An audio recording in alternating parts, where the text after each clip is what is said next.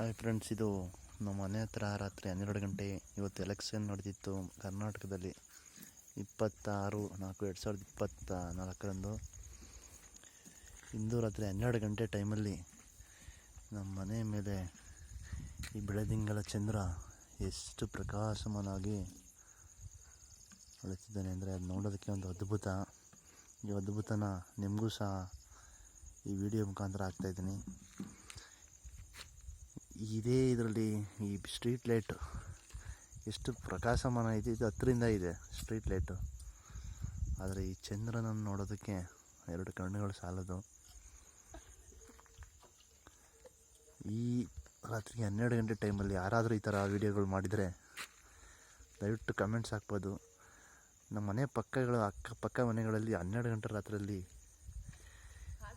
ಪಕ್ಕದ ಮನೆ hard working women ಅಂದರೆ ಇವರು ನೋಡಿ, 12 ಗಂಟೆಲೂ ಸಹ ಅವ್ರ ಮನೆ ಪಾತ್ರೆಗಳೆಲ್ಲನೂ ತೊಳೆದು ಮಡಗ್ತಾ ಇದ್ದಾರೆ.